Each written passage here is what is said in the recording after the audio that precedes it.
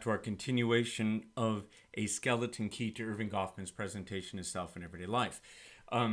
We're at chapter 3 right now, looking at the chapter on regions and region behavior. So this video will do that chapter, and then the following chapter on discrepant roles, which follows very close upon it. All right, so this is a presentation on regions and roles in Goffman's presentation of self. Reflecting on the previous videos the last couple of days, remember how the book begins with a quotation from Santayana about faces and masks, and about how masks are both protective things as well as symbolic things. And it's really been astonishing to me in the last few weeks, interacting with family and really just speaking with community members here about the belief that people have that masks that are primarily being worn to protect are also symbolically signaling a political alignment. And so it's the strangest thing right now where, some of us have kind of felt it, where whether if you're wearing a mask or not wearing a mask in particular settings, people are imputing all kinds of meaning to that, quite apart from any medical or health reason one might have, or even if you're simply following normal rules and protocol, right? So it's odd, right? Masks as protective devices are also always symbols. And again, to Goffman, so the cuticle versus the finger is the thing that grows, the fingernail is not, it's the frozen thing. And like the shell on a fish or on a crustacean, it signifies. It isn't just a protective thing, but it signifies. And like we were talking about at the beginning, that masks are personas. Personas and masks are the same thing. So a person is essentially a mask, which means that a mask or a person is always a kind of stripped down, stereotyped, fixed, a narrow, augmented, but yet again kind of narrow version of a full human being, right? So in the Greek theater, which we talked about before, the masks literally have a fixed expression. They don't move, they don't change, and they signify a character. So the actor, who has a mobile face and a mobile voice, simply places the mask in front of them and then animates the mask, right? And so the mask is this fixed, frozen thing that's expressive, right? It's symbolically expressive. And again, what Goffman tells us is in the modern world, we don't wear masks, but we nevertheless use our demeanor, our conduct, our decorum, our vocal tones to express a character. And that when we're performing a persona, we are narrowing the range of mobile expression. We're not using the full range of emotion, and so on, right? We're narrow. And that narrowness is symbolically expressive, right? So that's how we communicate to people the role that we're in or the part that we are attempting to be recognized as. And then as Goffman tells us in chapter 2, 3, and 4 and on, is that this is the way in which modern people communicate to each other, the definition of the situation, the structural script upon which roles are distributed, upon which the narration or the narrative of an event unfolds. In other words, we shape our collective time by augmenting ourselves in a way where we idealize some features congruent with the definition of the situation, congruent with the part that we're playing, while concealing other parts that are discrepant, right? And we use that kind of that double motion of augmentation and concealment, of negation, right, in order to present to the world a stereotype fixed self and and then to signal the part that we're playing at the same time. Okay, so I was looking through some of my old books on on theater. I've got a bunch of them I picked up from KU's library years ago.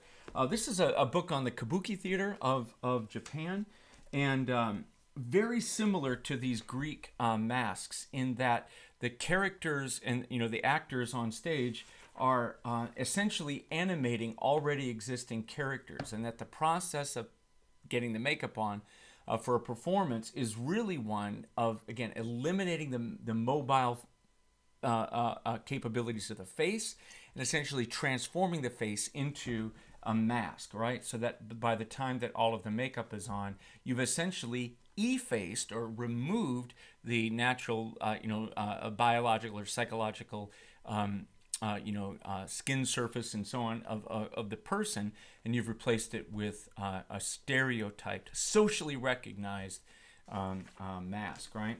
So here's another image of an actor through makeup and other stagecraft transforming himself into a geisha girl or something, or some sort of actress, right? So again, it's you're playing a kind of recognized stereotype role.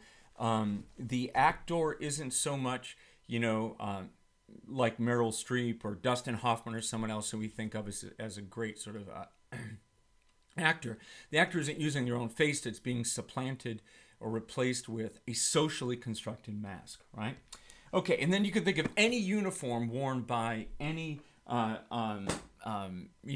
by many professions in the United States, and you can think about how those uniforms efface the individuality or the specific personality of the person who's wearing the uniform, and that that as their individuality gets effaced, they become socially stereotyped, right? So if you have someone who walks into your home wearing the costuming of an appliance repair person, like a Maytag repairman or something, you know that's what you're going to get. You're not going to get someone who's going to ask you how your knee is or talk to you about your feelings and that kind of thing, right? They're going to fix your bloody dishwasher and go, right?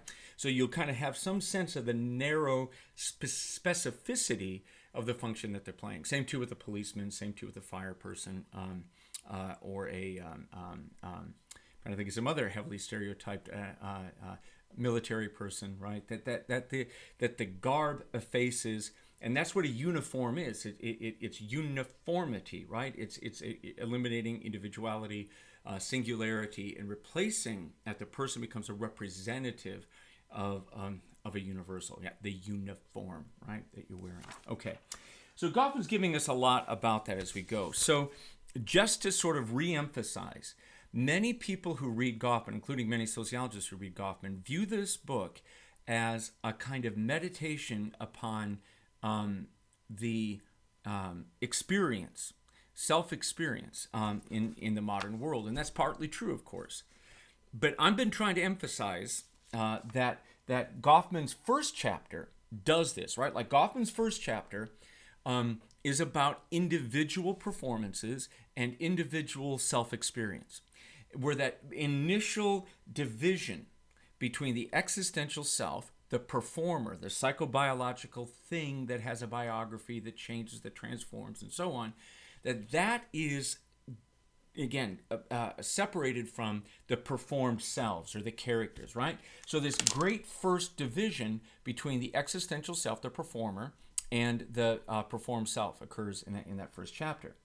So what's not emphasized strongly enough is that, again, that the self then to Goffman is always a multiplicity in two senses. One, you always have the existential self and the real self, the performed self differentiated from each other, so that, again, one doesn't just release one's natural will or one's innate personality into the world. Instead, one uses one's psychobiological apparatus to animate a character, right? So the differentiation between performer, character, actor, and role, right, is foregrounded here.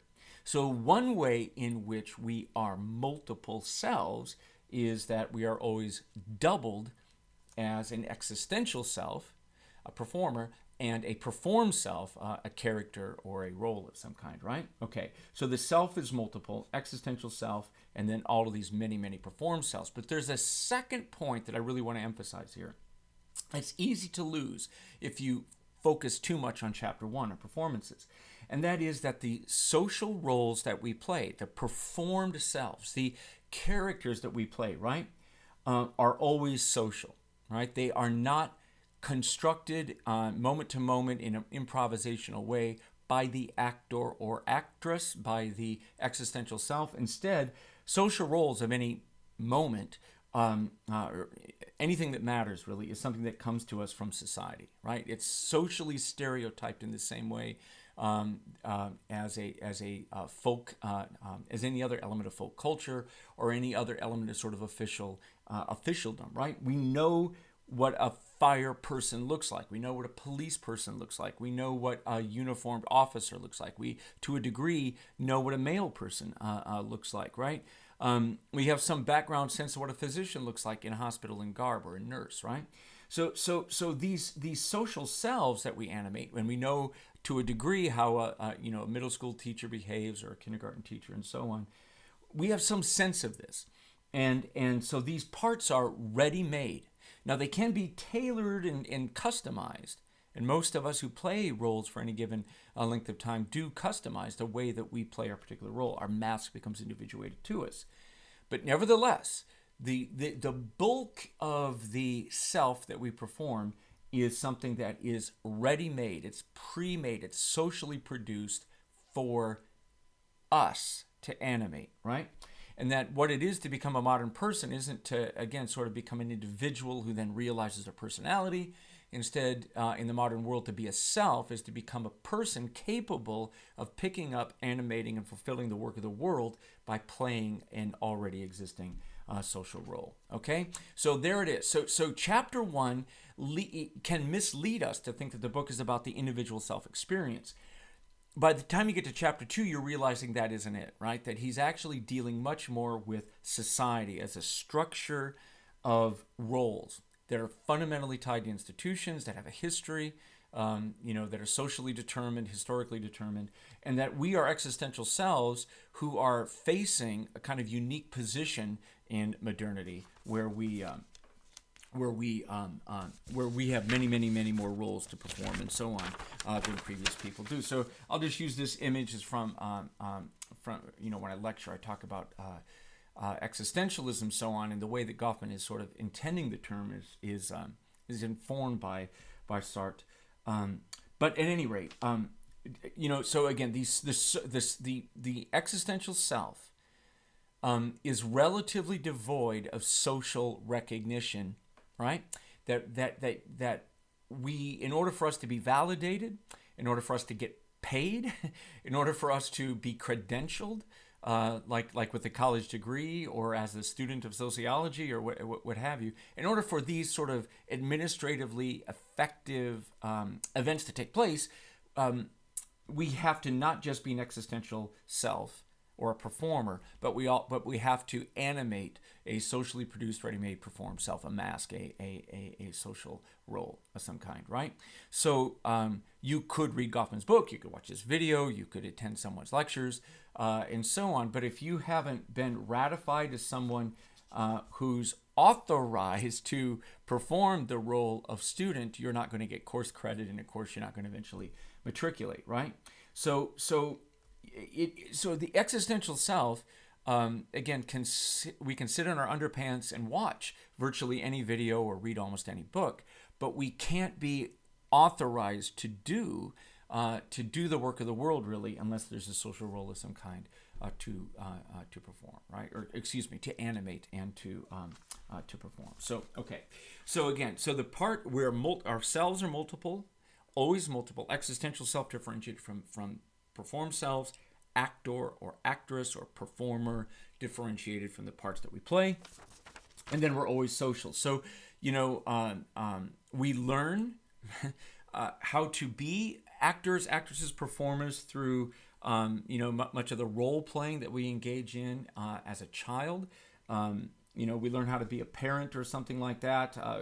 Here we have this rather nasty little girl scolding her doll, making it cry, and of course the doll's been pre-fit with the tear duct and stuff. Anyway, let's forget about the particularly sadistic image what we're seeing here. But the larger point is that this little girl is mirroring back or has received an ideal from her mother or motherers, including the father, about how one socializes as a child and so on. And so there's all kinds of social learning taking place here, right? So the easy thing is to say, well, she's learning how to be a mother and how mothering happens or how gender happens or something. That's all well and true.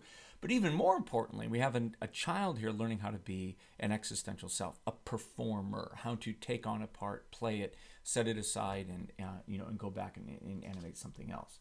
So in the modern world, we don't just learn to be, we don't just learn to do a narrow task or something like that, or our one thing that we do in the world, but we actually learn how to become performers who are capable of animating a diverse, often contradictory repertoire of roles, and to do it simultaneously, and to find some way to manage the contradictions and to still sustain something like sanity.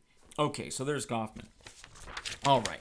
So modern society then has more performances in it than traditional society does, right?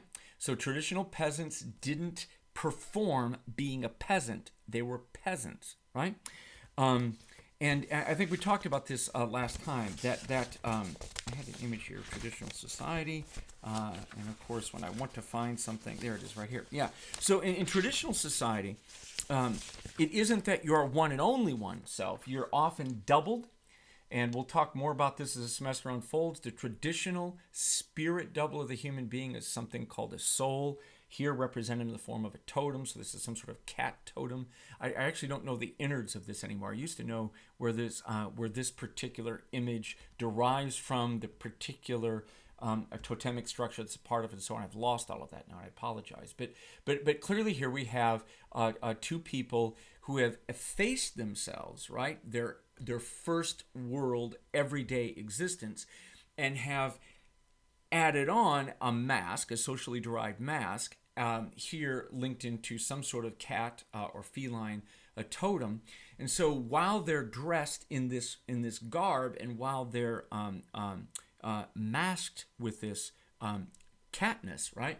That in essence their being now is going to be different from how they would have been when they were doing their everyday life, right? So the existential self, which sort of gets up and does the work of everyday tribal existence, has been effaced here, and now we're animating a ritual identity, and we're performing a ritual with this second self, right? So this term of a first life or first world and a second life or second world, right, comes from the social theorist Mikhail Bakhtin, who said that in essence this is what the late medieval, early modern world transformed into modernity through a sort of extension of second selves, and that traditional society sort of rotated between everyday life and sort of ritualized carnival life or festival life. So everyday workaday life, and then carnival life, workaday life, carnival life, and so on, that kind of flipping in this bimodal way. Modern life, we have an existential self that then has all of these different voices, all of these different masks, all of these different parts overlaid upon it. So traditional society, workaday life, and then ritual life, here manifesting in the form of a totemic identification, a totemic ritual mask. And in modern life, we perform many, many. So here's an emu. This is from Spencer and Gillen's study of the I think this is a late 19th century image of I think this is the tribe of Northern Australia. And so here we have a member of the, I believe it's the emu totem, who, again, for the moment, his first life identity has been effaced, and he has taken on the identity of his totem of the emu here. And so he's again, it has been symbolically marked now as a member of the emu clan. So again, when I put on my mask and attempt to breathe my way through the university, I'm not really signaling identity, right? The mask is protection. Here, the mask, the social role, is really all about symbolic communication and signaling, right? Okay, so again, traditional society, workaday life, and then doubled in ritual life, a kind of soul life, a spiritual life, right? And so this is a member of the emu totem. And so there you go. So here, I got an image here from the Day of the Dead, heavily celebrated in Spanish and sort of Latin American cultures that with strong ties to Spain. which on one day of the year we celebrated as sort of Halloween, but you really it's a day when the souls of the dead and the souls of the living come into close contact with each other, and so you have these rituals that surround that. If you've seen film representations, or if you've visited the kind of enormous outpouring of carnival festival activities surrounding the Day of the Dead, where people again efface their everyday life and wear ritual garb. So again, in traditional societies, if you have a second life, a second identity, a soul, it's generally something tied to religion and to religious festival. Okay, here's Easter Island. I've got an image of that too. So there it is. So if in modern society, as Goffman says, all the world's a stage, in traditional society, virtually none of the world's a stage. Tribes, clans, villages, you rarely have to use the arts of impression management. You rarely have to perform a self. You generally just simply live out your life as a member of that society. All right, but during these religious moments, maybe a third of life, where you're engaged in religious festivals, rituals, rites of passage, and so on, funerals, all of that kind of stuff, you're taking on this second existence, this second identity. Okay, all right, enough about that. But modern life is the place where Goffman is really putting his attention, and it is the place of performances. Okay, so let's jump into then to chapter 3 and start working our way through it. Maybe it would help to kind of okay. This was my my pickup chord in jazz here, just to touch on what we did last time. Again, in Goffman, teams, not individuals. Chapter 2, teams, not individuals. Individuals do perform, but they perform as members of teams. And in many ways, a individual performer is simply a one-person team. So performance teams now become the fundamental, most basic unit of analysis of social life. This is crucial, okay? I almost should write this down. So to Goffman, it isn't individuals who are the most basic units of social life. It's performance teams, right? Performance teams. So a performance team of one is an individual performer, right? But the parts that are being played are social, right? So even in these traditional societies, that second self is a social self, right? It's derived from the religious beliefs of the group. It isn't individuated, okay? All right. So it's all social. So now we're going to look at regions or region behavior. So on page 107, he begins to talk about this, that social life is divided into various regions that involve barriers to perceptions of various ways. So we've been using this image of the Greek theater. Let's go back to it again. Clearly, Goffman's going to tell us there's three basic regions to social life, right? Region number 1 is the place where the audience is, and that's the front. And we know we're in the front because we have a performance underway, and we know we're in the front because the performance team is visible and to the audience, and the performance itself is visible to the audience, right? So we have a performance in session in the front, right? So whatever decorum, whatever conduct, whatever setting, and so on needs to be present in order for the definition of the situation to be taken as real. It better be there by the time that the audience is present, right? Okay, so that's that. Then we have this region probably back here somewhere behind here. This is going to be the back. I think we can read that.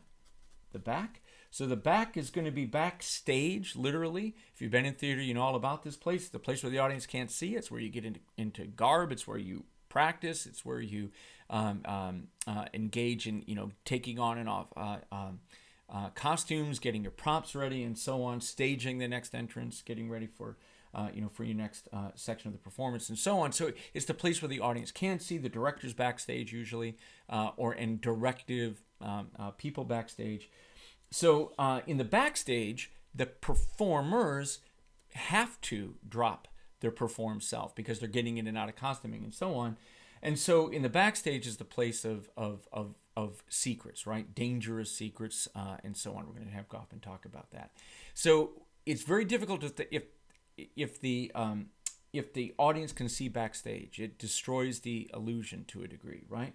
And I think even, I'm trying to think, I did theater for a while. I took an acting class in college, and I'm trying to think if I cannot think of a single performance, no matter how informal, where there wasn't a back of some kind of backstage. We sometimes did performances without props and without costuming and without makeup. But I think even the most basic performance had a back, some place where we could get out of auditory and visual range of the audience so that we could drop the performance mask and relate to our fellow performers as performers, right? Something like that. Okay. Then the other great region is here, outside. So outside is this space that's bounded by usually a wall or some other barrier to perception. And it differentiates those who can witness and become caught up in the ongoing performance from those who can't. Now, I wrote a book with my colleague Bill Swart called NASCAR Sturgis and the New Economy of Spectacle, where we talked about the enclosure that separates outsiders from performance teams and audience as being a barrier to perception that can only be breached with money. That's how you transform a performance into money, is to charge money to see it. And then spectators become paying guests as opposed to just, people who drop by, right? We just happened to be driving past what must be one of the last drive-in theaters in Iowa this last week. And it's sort of astonishing to see how even drive-in theaters, which have these big screens that could be visible almost anywhere, often are set up in some way to kind of limit perception so that non-paying guests can't see them, that kind of thing. But the primary purpose of the boundary between the outside and the inside to Goffman isn't about money making. It's about keeping people at bay who could disrupt performances and who could come into possession of secrets that could be dangerous to the performers in future performances. So more about that later. Okay. All right. So page 107. So there we have our three great regions of the world: the front, the back, and the outside. They're sharply bounded from each other. So here again, I've got another image here that will help us see this. So the backstage, again, is behind the curtain or behind the screen. The front stage is before it, of course. The audience can see the action on screen in the front, or on stage in the front. They can't in the back, and so on. So to Goffman, what's important about this distinction is that it sets up all kinds of differences in morality and physicality and so on. So I'm just going to go off script and let's just sort of walk our way through it. So this would be a three-dimensional view of this. So here's our three regions. We've got the front, that's where the audience is. We have the back, that's where the performance team is without the audience, right? And then we have the outside, where outsiders are, who cannot see and cannot experience the performance that's going on. Okay, so let's drop down here, and I've got a little 3x3 chart, or 3x3 typology here. So front, back, and outside, there's our three regions, the teams. So in the front, we have the performance team, right? And the audience, correct? And of course, remember to Goffman, the audience is always also a performance team, so we can differentiate that between that. Okay, and in the back we have only the performance team, right? And in the outside we have outsiders. Okay, so there we go. And again, what's really important about those outsiders is they are not performance team members or audience. They can be neither because they can't get access to the ongoing performance. Okay, all right, so far so good. Now, we get into something else that happens. So the boundary, the big boundary. So there are two big boundaries in the world. There's the boundary separating back and front, and then there's the boundary separating in and out. And that the built environment of the modern world emphasizes those two barriers. So often the barriers are physical, though they need not be, but they're often physical. And in traditional societies, crucially, the barrier separating in and out, in back and front, much less highly developed. It's always astonishing. The sociologist Norbert Elias in the book Court Society looks at architectural drawings of elite housing. It's always astonishing to me. I lived in Virginia for a while, taught at William and Mary, and when you visit some of those old James River plantations, it's always astonishing. Like I think it's John Tyler's plantation, whose name I can't remember right offhand, the name of the plantation. But when you go through that house, it was all one room wide, right? So there are no hallways in the house. I don't think there's any in the house. So it's simply a long, almost like a trailer with no hall in it. So to move through the house, you basically have to move through each room. So what that means is, I'll sort of try to, here, we'll just use this, we'll draw it right here. So without a hallway, well, is there any way to create privacy? The answer is you can't, right? So the only way to move from room to room is to move through the next one. If this one's a bathroom, it probably wouldn't be a bathroom. If this is a bedroom, and this is a bedroom, and this is a bedroom, each of which has, we'll say, bedpans in it. I guess there wouldn't be bathrooms. But to move through the home, you have to move through each other's rooms. So what does that mean? That means that there really aren't doors separating in and out, well, there are doors separating in and out. That's probably keeping people out here, right? So you probably lock the door at night.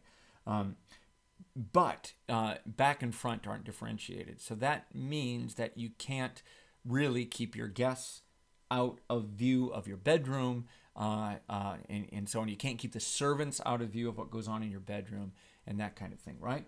So even elite people in the pre-modern world often lived with relatively little privacy. And without privacy, you can't have these distinctions. So here's some rules that you can use to historicize Goffman. Now, he does a little of this, but in general, the farther back you go in history, the less developed the architecture and the sort of landscape design of the built environment. The farther back you go in history, the less the built environment emphasizes inside-outside barriers and back and front barriers. And the first one that really gets established probably is the inside-outside one, because it's kind of a security device. But the back-front barrier is something that's almost unique to modernity. So if we look at the sociology I've just mentioned, Norbert Elias, who wrote a book called The Civilizing Process, probably his most well-known book.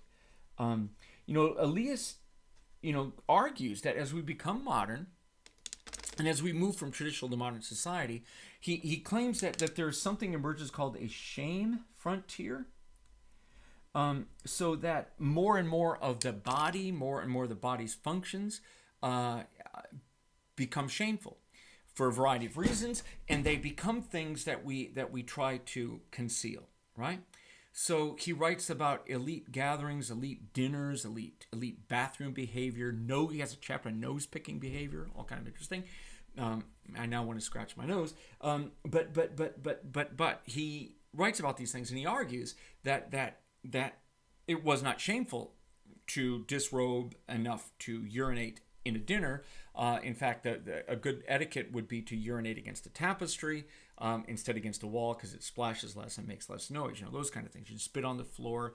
If you started hacking or something, you would do it in a sleeve or something. In other words, he traces the evolution of modern manners as something that can be explained by the rising of a shame frontier, so that the body and the body's functions become hidden. In order to do that, you have to have something called hallways, right? Hallways provide the kind of infrastructure for the development of a shame frontier and the boundary between in and out, right?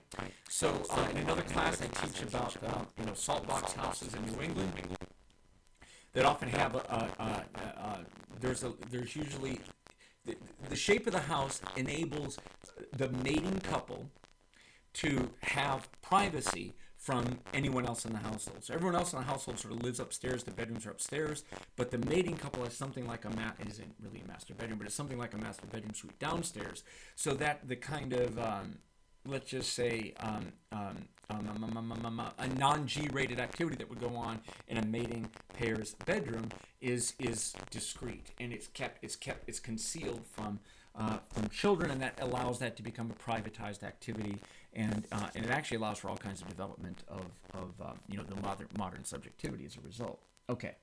So the point is that in the modern world, these boundaries become heavily defined. And so it's very rare for us to have, I'm trying to think about this. Very rare for us to have a home that we don't lock the door, or to have a house with only one room inside, where there is no barrier to the bathroom, right? I have a friend with a cabin, and this is the structure of that cabin. You basically walk in, there's a toilet over there on the side. I once looked at a house, in the basement of the house, looking at buying this house, and it was an old house, and the basement had just one great big room and a toilet in it, right? Like there was so whatever else you put in there, you had a toilet sort of without any kind of barrier back and front, right? So it means if you were going to use that toilet, you basically had no way to turn that into a back region. Anyone could come in. Let's say the appliance repairman we were just talking about. There you are, right? Anyway, so it's only in the modern world then that we begin heavily defending these back and front regions, and the reason is, according to Goffman, that it's only in the modern world that performances really take on a kind of existential significance, that it really matters, right? That the world's work gets done through performances, so we must defend those performances and protect those performances from disruptions and from secrets being spilled and so on, hence the built environment, right? So everywhere in the modern world now, we're going to find doors and locks, right, preventing egress and movement in and out from places where performances take place. Performances are almost always going to be, again, kind of segregated off. And then inside of dwellings where performances take place, the boundary between back and front is heavily defended, right? Okay. So there we are. But Goffman tells us that the boundary isn't just physical, it's also moral, that there are often rules of conduct that lead an audience to avoid going into a backstage region, and to give a kind of mystic deference to elite performers, to allow them the space necessary, the privacy necessary for them to do their duties to get ready for the performance and so on. And then there's a kind of generalized respect from outsiders to avoid going into and to not disrupt an ongoing performance underway, right? Okay, so to Goffman, again, it's moral, which means that, again, it's kind of, even when there isn't a physical barrier, there's a moral one, right? And so there's going to be slight moral boundaries where there's going to be in-group, out-group definitions between the performance team and the audience, between outsiders and insiders, okay? It's going to make, so again, even without the built environment physically making these boundaries present, there would be a spiritual, social, moral boundary generated, right? Rules of conduct and slight ethical violations and so on. We would face social control pressure if we violated these things. Okay. All right, so then Goffman, so now to these regions. Now, what happens in each? So Goffman tells us that the two great differences are what he's going to call formality and familiarity. Okay? So in the front stage region, the interaction style is going to be formality. And in the backstage, it's going to be familiarity. Okay, so what do we mean by that? All right, it's really simple. In the front stage region, we're going to work hard to ensure that the discrepancies and inconsistencies between performers and their performed selves are concealed, and that the audience is only going to see a kind of merged performer perform self, right? A merger of the actor and the part that they're playing. So again, you're not, the differences, the distinction between the existential self and the performed role are going to be invisible, or at least concealed in the front stage. Okay, so each individual actor or actress is going to be coming out and operating with relatively little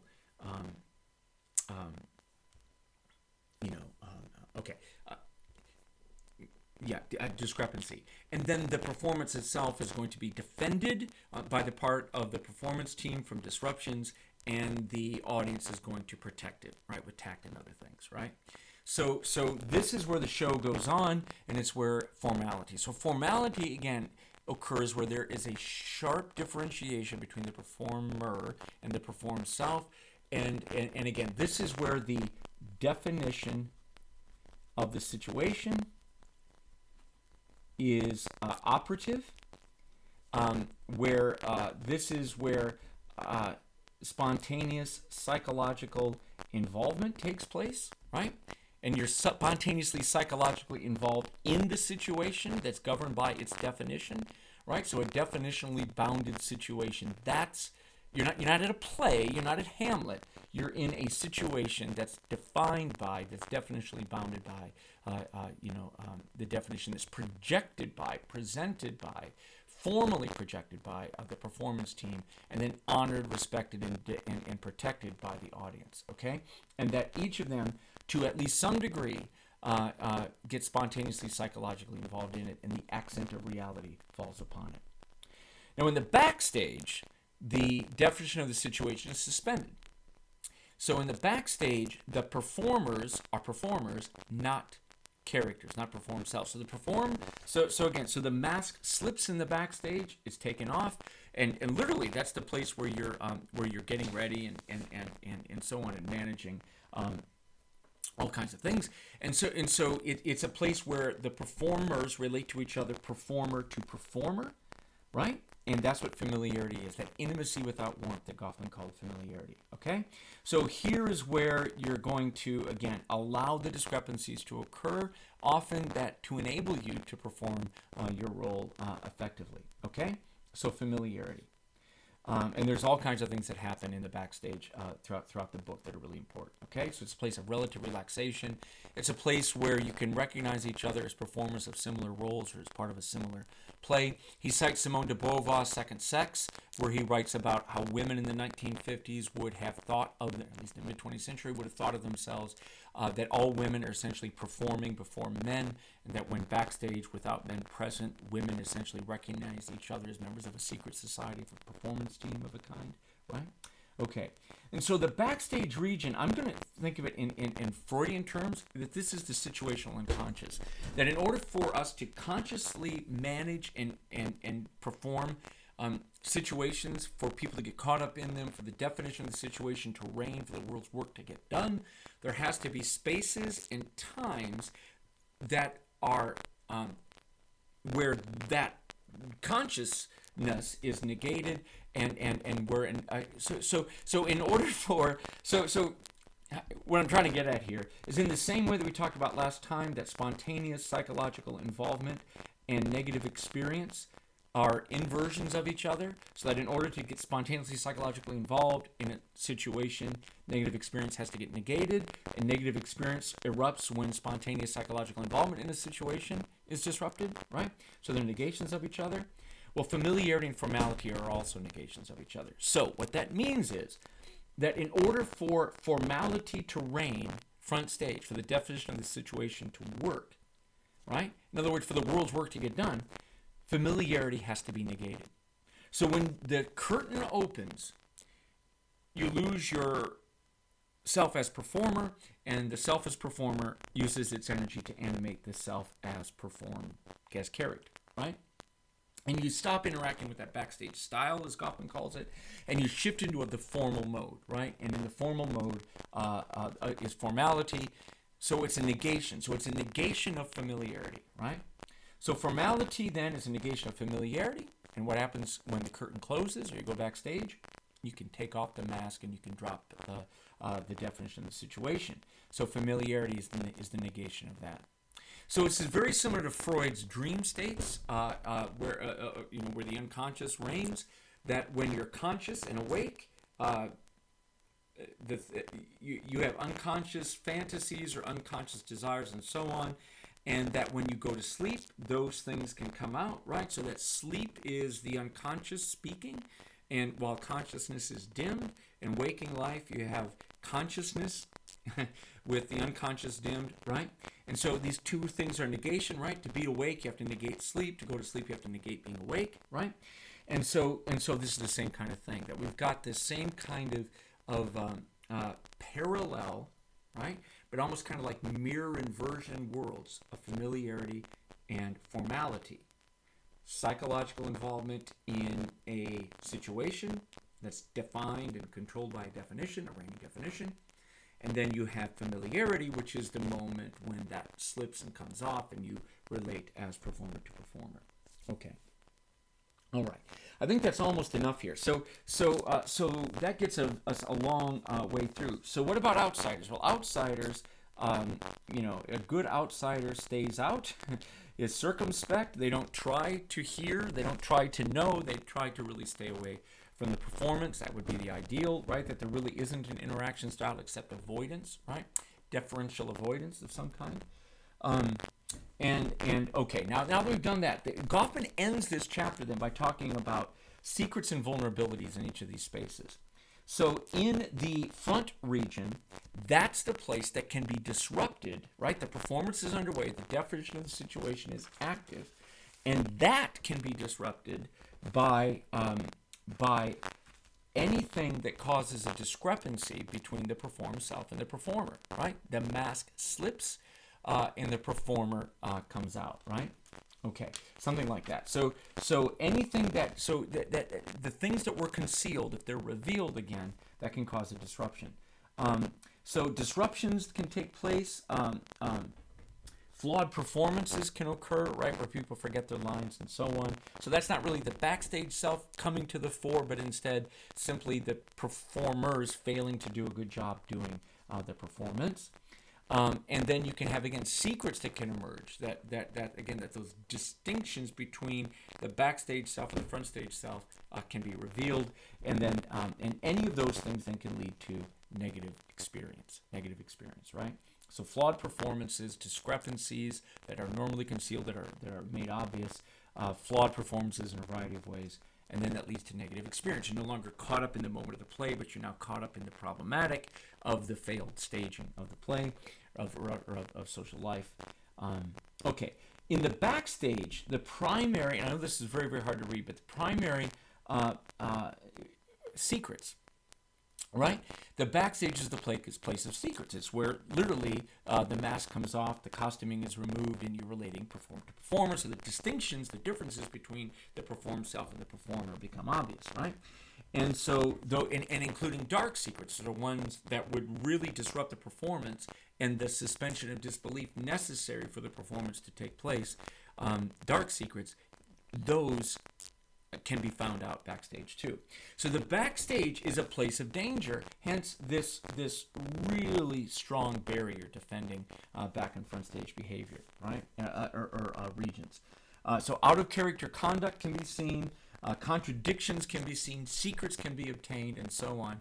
So the backstage is a place of great vulnerability and a place where secrets can readily be found. All right, well, what about the outside? So Goffman claims that the primary threat of outsiders is that they come into possession of a show that they shouldn't see, right? So a good outsider stays out. They obey the locked door. They don't try to, sneak in and see a performance and so on. They stay out. And that means that they don't see either back or front stage. They don't come into possession of secrets, and they don't see flawed performances or even good performances because there wasn't a stage for them in the first place. So Goffman claims that their primary way that they ruin situations, I suppose, is they make it problematic. They can intrude, they can come in, so that barrier can be breached, and when they come in, they can cause all kinds of troubles. I once saw a performance of Oklahoma in an outdoor theater in Kansas City about 25 years ago, where the barrier between in and out was kind of broken. And a child had gotten away from a caretaker who wasn't watching the show, but was off somewhere else and was trying to find his parent, and it wound up wandering on stage while a dance was underway. And this little kid literally stole the show. The show had to stop in order for someone to come and take care of this little kid. So that's an intrusion, right? Where the outsider who shouldn't be there breaches the boundary between in and out and gets their way in, right? All right, so it can be disrupted. So it's a show not meant for them, and therefore they can come into possession. This is a crucial thing, discrediting information. So one of the things Goffman writes about is that that part of the moral order of the modern world is that performers and performances must present an illusion that the performance I'm engaging in right now is one that matters most, and that that this is my most important role as a performer, and that the situation and the performance is underway right now is important to us, something like that, right? And so in other words, Goffman argues that there's a kind of accent that's supposed to go on the current performer that helps, that it's a respectful thing for the audience, that they have a sense that you care, right? All right. So if given that morality, if an outsider sees a performance that's not meant for them, they can see the actor being sincere, which can then lead to again, difficulty suspending the disbelief, having the accent of reality fall upon a future performance when they are an audience member, right? The example that Goffman gives is actually one of physicians going from room to room. And I've had that happen where I've been in the clinic, sitting at, in that uncomfortable position, relatively disrobed, awaiting your physician to come in. And you can kind of somewhat overhear what's going, you don't want to, right? It's like hearing the confessional. You're on one side, and it's the same kind of thing where you're hearing something you don't want to hear. And so, your mind goes away, you start, reciting poetry or something. But wherever your mind goes, you can kind of hear this. And it's an odd thing to hear your physician expressing concern and care for another patient, because darn it, I'm the patient that matters, right? And so it ruins some of the illusion of the performance, right? By having that happen. Okay, so there's regions and region behavior. So that gets us, I think, through most of that chapter. Yeah. Okay, so let's just sort of hit this then really fast. I think we've got most of it. Decorum, formality, when teams are present, I think we got most of this. We have to treat ourselves sacredly. So in the front stage, we treat the audience as sacred. We treat the performance as sacred, right? For the moment, at least, we really take these things seriously, right? So, and that's what happens in the front stage. And in a lot of ways, that's what formality is. It's the place where you're not just polite, when you have decorum and so on. We actually, again, treat it seriously, that kind of thing. All right, yeah, so there are some situations in the modern world that are very formal and some that are less formal.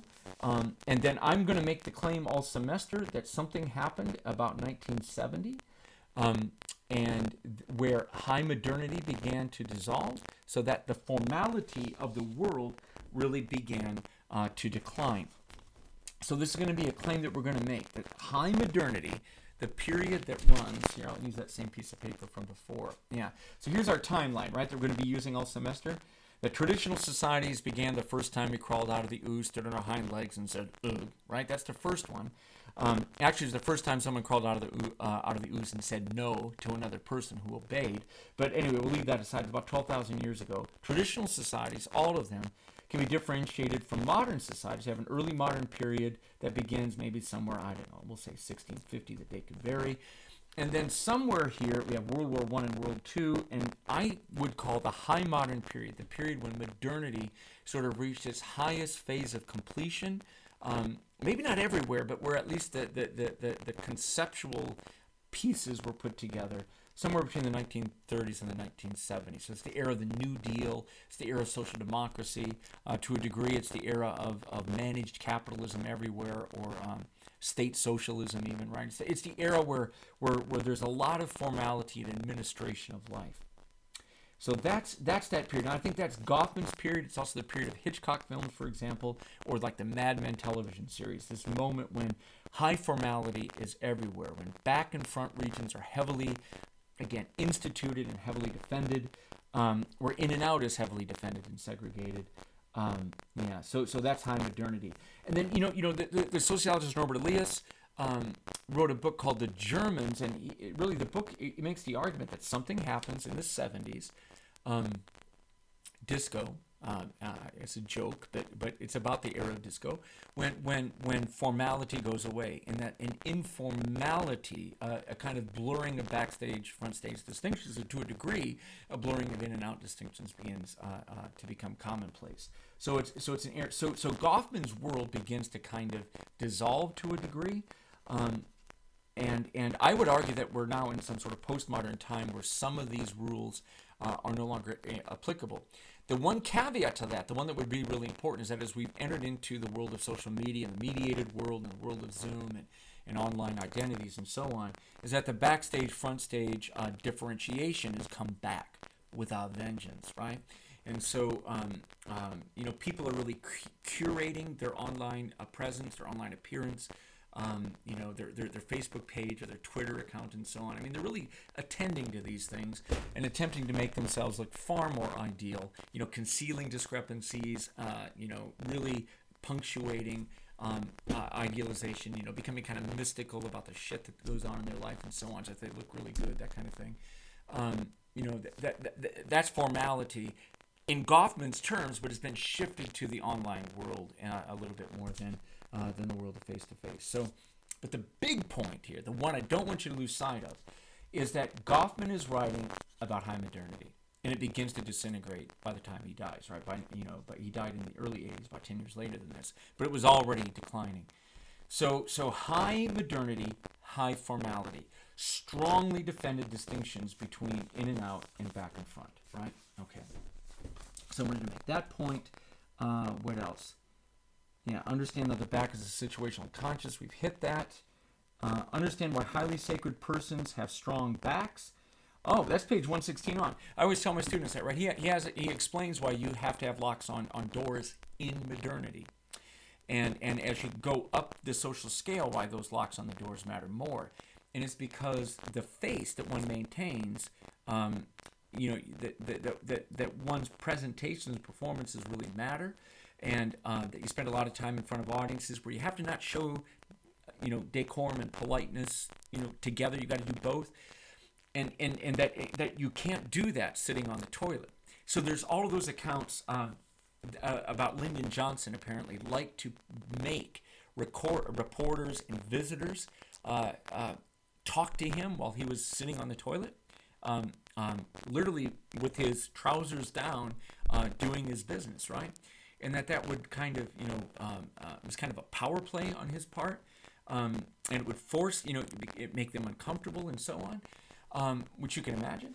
And Goffman argues that, that those doors are there, and we tend to do something like that backstage in a really, really strong back, because if we don't do it, then it's difficult for us to maintain our front, our performances. So you can't both lecture and do that at the same time. Now, Goffman was writing at a time before cell phones, and I can remember distinctly the first time I was on a phone call with someone, and it was before cell phone. I think they just had one of those wireless phones, and I heard the flush of a toilet, and I realized, for heaven's sakes, this person had been talking to me from a toilet. And so Goffman was a little bit wrong that apparently you are able to do this, at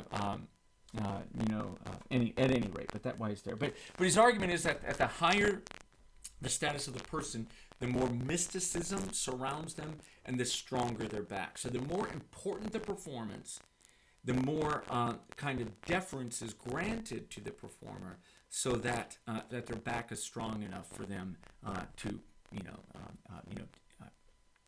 prep and to stage the performance that matters, something along those lines. So in general, then, here's some other things. So in terms of social location, Goffman claims the farther down you go in the class scale, like working class people, lower class people, probably rural people, are folks. Certainly, he did research, field research on this island, and he claimed that rural people did relatively little impression management to each other. It's not quite true, but at any rate, you're going to do less impression management. You're going to spend more of your time in familiarity. And that the higher you go in the class structure, middle class, upper class, the greater the amount of time that you're going to spend in formality.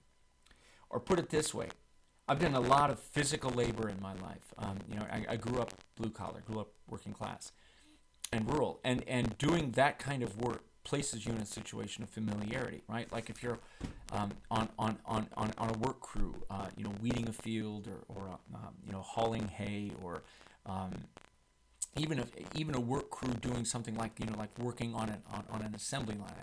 I worked at a microwave oven factory one summer, and doing that kind of labor, it's all backstage. I mean, you're not formal. You can't be formal, right? I mean, and so you get you're placed in a situation of familiarity. It's all backstage, right? If you've ever gone camping, or like I've gone on hunting trips with my father and some of his aging friends, and it's astonishing how readily these men, I mean, they wouldn't want a woman around at all because they're sort of old-fashioned 1950s, kind of patriarchy here. But the idea is that it becomes a radically backstage region, where all kinds of language and body noises and activity and so on can be released without concealment, right? So there isn't any formality. But the higher you go in the social order, the more formality reigns, and the more, again, that those barriers between back and front matter. So, and then just really fast, during the high modern era, you would find that something like kitchens and bathrooms would be fortified, pretty strongly fortified, kitchens especially, that it would have been kind of impolite for guests to see you and as a sort of housewife or houseman to work in the kitchen, slaving away in a kitchen. That would be something you would want to concealing work, right? So that you try to make no work, as he writes about. And so, yeah, I've got this section here. Differences. So traditional high modern societies, the division of back and front is much more heavily defended and differentiated in modern society. Lower class homes notoriously lacking in privacy and differentiation, right? You eat in the kitchen, you live in the kitchen. I grew up in a rural South Dakota. The kitchen was often the center of life for most of these rural farm families, not the living room or the formal parlor where you would gather with guests or something. It really, life was lived in the kitchen. So there isn't a lot of differentiated space, not a lot of privacy to a degree. But if you go to upper middle class homes, you get lots of hallways, lots of locks, lots of again, what the kitchen and so on is hidden. If you've been over to the Knoll, our president's house here at Iowa State, the kitchen area is completely segregated off from the public areas, right? So the work of prepping a meal and so on is all out of sight of guests, right? So that kind of style of keeping the kitchen barred from view. A kitchen is a place of work and backstage conduct. It's not a place of formality or where guests would be seen. And, contemporary homes, the kitchen has become one of the most visible display areas of the home, right? Where restaurant quality, appliances and fancy pots and that kind of thing and then your culinary skills are on display, right? And so kitchens have changed, bathrooms have changed, right? The idea of having a master bedroom where the toilet is really, really heavily guarded, right? Like many middle class homes now, there's like a room within a room. So like to get to like the true throne for the man and woman of the house, it's like like there's you go into the bedroom, the master bedroom, which has a lock on it. You go from there into the bathroom, which has a lock on it. And then you go from there into another little room, which has a lock on it. So it's like a Russian doll thing. So there's the strongest back in most, modern middle-class housing is this, the toilet within the bathroom, within the master bedroom, right? That's also upstairs and separated off. Okay. All right, we'll just leave that there. So this whole idea is that the high modern world is one where there's great formality, and some of that has been augmented. Bathrooms have become ever more private, while other things like kitchens have become almost like a display thing in the modern world. So housing has changed. Goffman claims that vacations are back. That when you go on vacation, you can drop your formality, and so like a kind of backstage style prevails at what are called watering holes or places of vacation, right? So if you've ever been to a resort area or even a state park or something, being formal, right, would be frowned upon. There's a kind of a natural, a kind of familiarity kind of reigns there. All right, page 128, the morality, the backstage. He really talks about the need to shore up the morale of your fellow performers, to keep the secrets, that kind of thing, to maintain that discipline and decorum. All right. So there it is. I think we're done. he talks about audience segregation is the way that you manage outsiders, right? So audience segregation comes up in several places. You manage outsiders by keeping them separate. You don't let them in. You keep that lock on. All right. Okay. So now that we've done that, then, yeah. So just to kind of emphasize this, that one more time, our pickup chord into the next section is that the negative experience and spontaneous psychological involvement in situations that are definitionally defined are inversions of each other. And then if you fall into negative experience, you lose the definite situation. You don't know what's going on. You don't know who people are. And you literally are surrounded by primates with claws. And so negative experience is always traumatic. We don't want that to happen. We want that to be minimized. And so there's an immense moral weight in the world, and an immense sort of structure built into the world, physical structure built into the world with walls and locks and doors and so on, that makes certain that negative experience, the loss of definition of situations, the loss of parts, the loss of organized social life is minimized, right?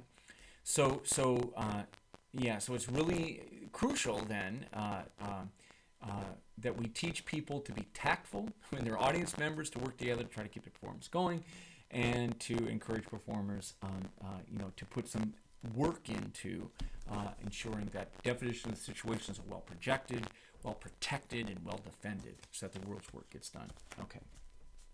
The cancellation. Yeah, so there it is. Remember that? Yeah. So when you go on stage, you cancel the back, right? So the back gets canceled when you go to the front. So you go to the front cancels the back, and formality is a cancellation of familiarity. And then inverted, right? When you go back, you cancel the front. You literally close the screen and or the curtain. There is no front. And then you drop your mask as you're backstage. Okay. All right. The next chapter is we're going to do it fairly quickly here. It's the chapter on discrepant roles. Okay, on discrepant roles. So I thought I'd do this really quickly here because this is a skeleton key. So in chapter 3, Goffman had essentially told us what normal roles are like in the modern world, or non-discrepant roles, what they're like. And there's really only 3. There's the role of the performance team member, the role of the audience member, and the role of the outsider. That's it. Okay? So social life, no matter what other role you're playing, whether it's a teacher or a farmer, or whatever your role is, you're always also either performance team member, an audience member, an outsider. And that at any given time, there are thousands and millions of performances underway in the variegated world that we call modernity, and we're outsiders to most of them. Most ongoing scripted situations, we're outsiders to, right?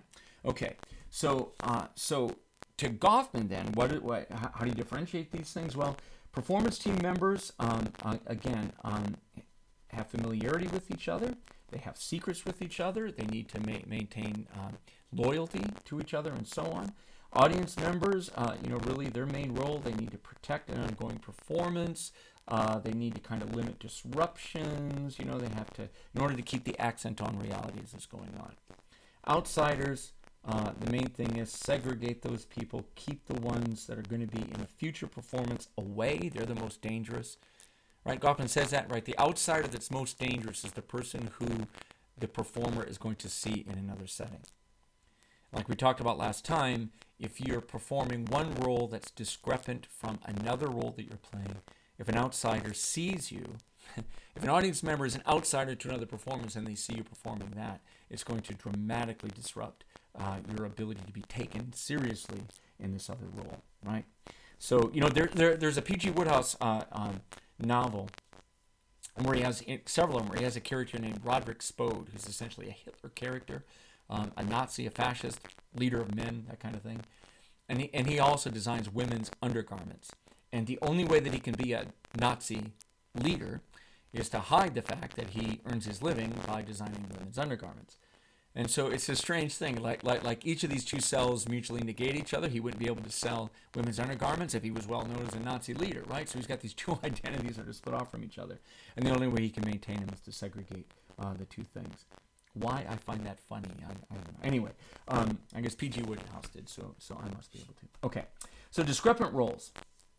So these are non-discrepant roles: performance team, audience, and outsider. That's the three discrepant ones. So what are the those are the non-discrepant ones. So what are the discrepant ones? Well, these are roles that one plays or falls into, and which one is in the wrong place at the wrong time and has access to the wrong information, right?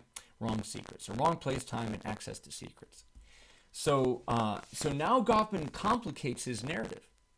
So up till now he's told us, look, traditional people didn't do this stuff. They didn't perform. They weren't audience members very much, and they weren't performers, and that was it. They just sort of lived. And when they did perform a second role as part of religious ritual and so on. And now modern people have to play all these parts and so on. Now he's telling us, in addition to playing the role, you also have these discrepant roles that you play. So what are these discrepant roles? What are they like? His argument is going to be is that in late modernity or high modernity, there's an awful lot of money to be made and a lot of threat to be managed by controlling and deploying discrepant roles.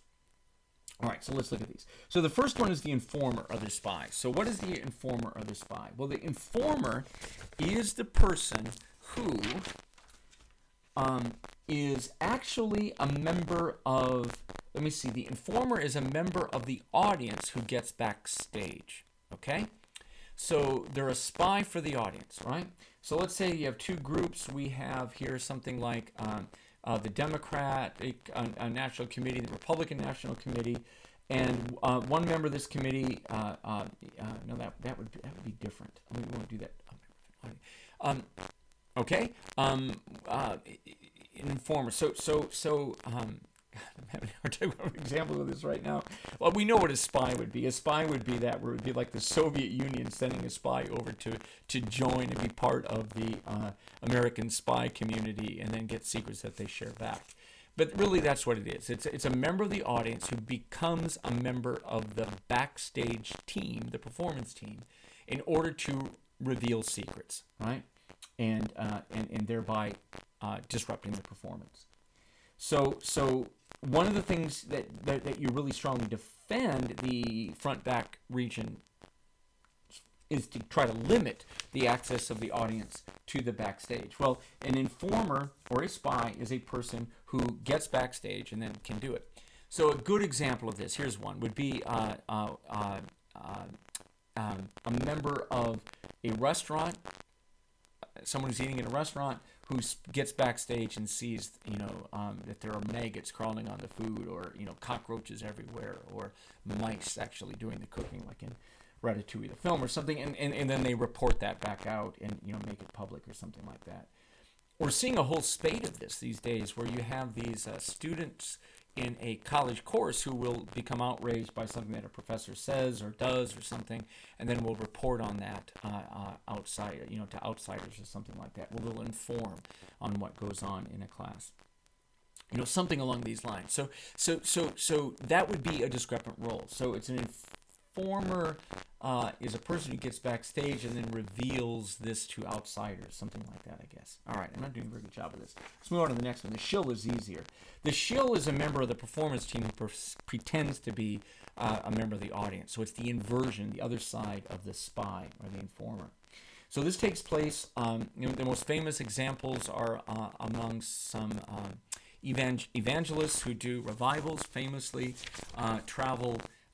They coordinate ahead of time so that members of the local congregations who sponsored the revival will place shills in the audience who will respond appropriately to certain calls or requests on the part of the evangelist who's leading the mission.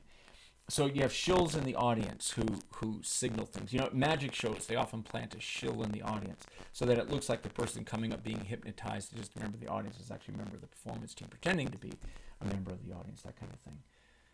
Okay, so there's two types. The third is a go-between. So what's a go-between?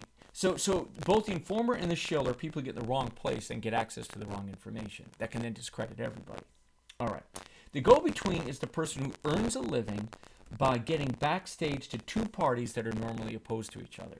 So performance team 1 and performance team 2. The most famous examples of this is like union negotiators and management of a corporation that hires the union. And the mediator is the person who goes backstage with each and talks to them with the audience gone and comes into possession of backstage secrets with both. And then they're able to sort of, facilitate, find a middle ground or find a merger, right? They're able to find what each would be willing to accept when they wouldn't be able to do that out front. Many jobs, even something like a real estate agent, for example, what a real estate agent often does is they act as a mediator, that they work, they place themselves in between the buyer and the seller and go backstage a little bit to each. So like you'll often have a buyer's agent, a seller's agent, and each of them will be functioning as a kind of mediator, right? Each of them will come into possession of backstage information about the other, and then that will be used to to facilitate the transaction, as it were, or to, for their benefit often. But there you go. So that's the go-between. Marriage counselors probably fit within that. Divorce mediators, mediators of legal disputes, of employment disputes, those kind of things. So there's a huge industry where a professional gets backstage to two parties who are in conflict or at least negotiation, and then uses that backstage access with the audience gone in order to work out some kind of solution.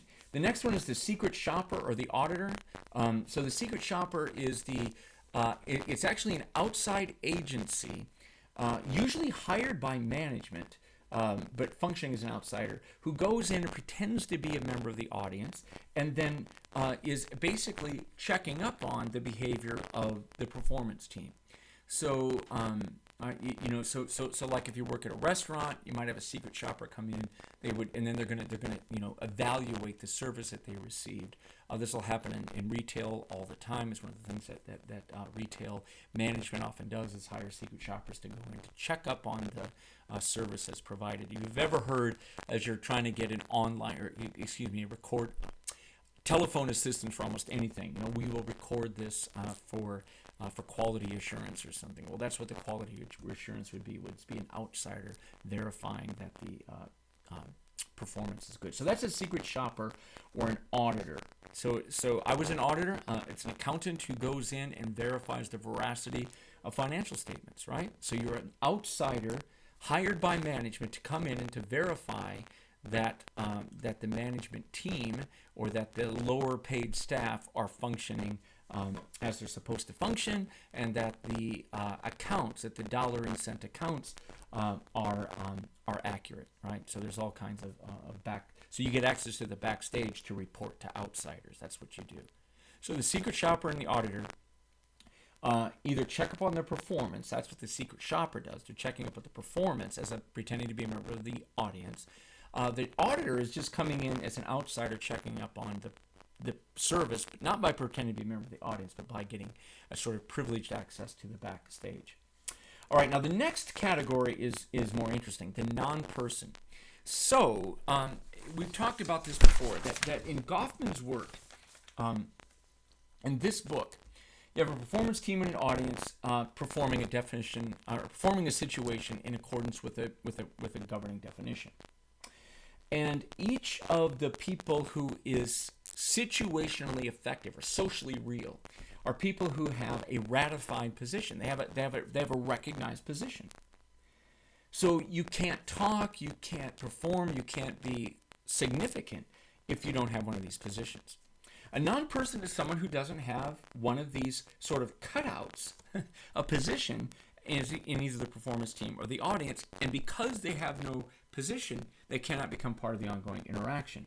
So they are essentially ignored for all intents and purposes.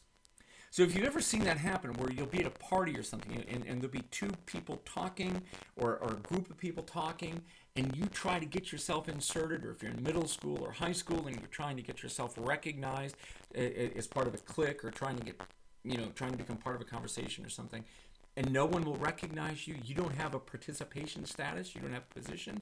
And because you don't have a position, you don't have the ability to be ratified and speak. You don't have a footing upon which to stand to speak. So Goffman claims that's a non-person. So the non-person is a body, it's an outsider who's physically present to a performance but lacks participation status and therefore becomes situationally irrelevant. Okay? But we know that outsiders, but that non-persons have all kinds of powers. They can observe what's going on and so on, and can act in all kinds of important ways. So that's a non-person. And it's very painful often to be treated as a non-person, to not get participation status in a work group or something like that. It can actually be devastating to not get something like that, right? To treat someone as a non-person means not to, in the words of Rudolph, include people in their reindeer games or something like that, right? Where you're excluded in some way, and so you don't have the participation status, you don't have the access to the same resources and so on. Okay, so then he writes about servants as a special type of non-person. So a servant is a person who exists and is often present in the backstage or during performances, but are people who lack a participation status. They generally aren't able to speak or do anything, but they have some sort of physical role. Generally, they're involved in taking care of the existential self or enabling the show to go on. So on page 151 is his discussion of servants, and I think this is one of the most interesting sections of the book. So anybody who's participated in a service profession, worked as a waiter or waitress, or a busboy, or a cleaning person in a restaurant, or worked, I used to do work, setting up wiring and lighting and so on for performances at SDSU years ago. And, so you're there, you're working, you're present for a performance, but you really don't have a participation status from which you can speak and so on. You're just there to do a physical task, to take care of some narrow region. So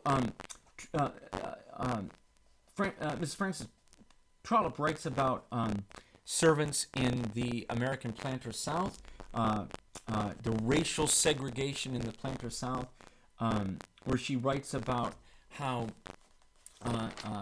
black house servants, slave house servants, were considered non-persons, and that young women who were very modest in front of the audience of white planter class men would be quite immodest, and would get dressed and undressed or get their stays tightened and so on in front of their in front of slaves working in the house as house servants, right? And so these people were treating their slaves who are working as house servants as non-persons, right?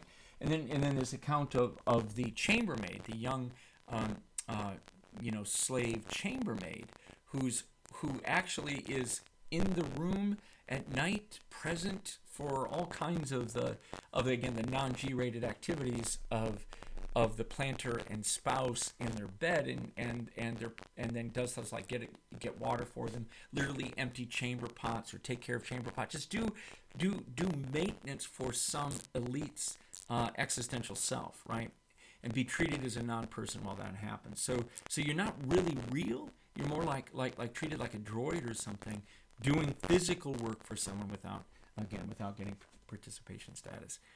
So anybody who's done degraded blue-collar work, or worked again on construction, or service professionals of various kinds, you see this, right? What it's like to be treated as a non-person while doing your job. And all right, so that's it. So there you go. So this is it. So part of being a modern person then is being capable of earning a living and managing situations and managing the existential selves of actors and audience members, and being paid to do it while sustaining oneself as a non-person. So you lack a status upon which to participate, but you nevertheless are there. Okay. So then he writes about service professionals, or who are service professionals. Service professionals are outsiders that we pay to have access to our backstage. So doctors get access to our self. We hire tax accountants to get access to our financial backstage. We hire barbers to take care of our hair backstage, I suppose. And so any hair removal experts of all kinds, right? People working on our vehicles, people working on our homes, right? They get access to secrets about us by doing their job, and therefore they literally are taken into our confidence and begin to function, as Goffman says, as a confidant. And so if you're going to get hired to clean someone's home, or if you're going to be a manager of people who are cleaning homes, finding a way to protect and to assure your clients that you're going to protect their privacy is important, right? Or essential. So service professionals is a category. The last are colleagues. He writes about colleagues. So who's a colleague? A colleague is someone who isn't present during your performance, but instead is someone who tends to be present in the same kinds of performances. So a member of the same kind of performance team and performs before the same structurally similar audience. So let's get an example here. This is an anatomy theater from the late 17th century, where you have a bunch. It used to be not just for medical students, but anybody could pay admission and come in and watch somebody get dissected. Doing that job, all of the people who are engaged in dissecting, right, are essentially colleagues to each other, right? They perform the same kind of performance in front of the same kind of audience. So magicians, professors, physicians, anyone who works in any of those roles that Goffman was talking about are colleagues to each other. So what are colleagues? Colleagues need to maintain secrets, right? Because if you're a magician and we all do the same kind of tricks, and if you reveal the secrets of the magic trick, it doesn't work next time. Or if you're a professor and you begin to share too many of the secrets of the professorship, I suppose, it doesn't really work here. But if you do that, supposedly, that sharing the secrets places future performances by others in jeopardy. I know there have been a number of tell-all books by chefs, and I think that's how Anthony Bourdain got his start, right? Was writing sort of this tell-all book about what goes on in the kitchen at high-end restaurants. Well, that can discredit every high-end restaurant, right? So colleagues are people who are often bound by a code of ethics. There's usually an association, and if you're going to be a member and have ethics or be ethically recognized by that association, you have to treat each other with collegiality, which means with a kind of respect and sacredness, that kind of thing. In other words, you have to agree not to share the secrets in front of the audience. And so he writes about the renegade. The renegade is the colleague who does just that, who shares the secrets of the group of performers with similar audiences, thus placing future performances at risk. Okay, so with that, I'm gonna wrap this up. So we've just covered regions and roles in Goffman. The three great regions: back, front, outside. The three great normal roles of performance team, audience, and outside. And then that whole array of discrepant roles, which are very predominant in modernity, that involve being in a kind of liminal space in between these other normal spaces, or finding yourself in a bizarre position where you're in the wrong place at the wrong time with access to the wrong information or to secrets that can be discrediting, and therefore there's an immense amount of trust that has to be placed in people so that future performances won't be disrupted. And the reason that is because performances are disrupted, we fall into negative experience. If we fall into negative experience, society as such ends, at least in the moment, which is traumatic for everyone, right? And so Goffman's claim is that to keep us primates, the 7.5 or 8 billion primates of us that are near each other, to keep us near each other with all of our energy and aggression and so on, and to keep us interacting in a productive way, in a way that doesn't lead to chaos or mass violence. These definitions of situations must be kept going, and we can't fall into negative experience. Okay, take care. I hope you found this helpful.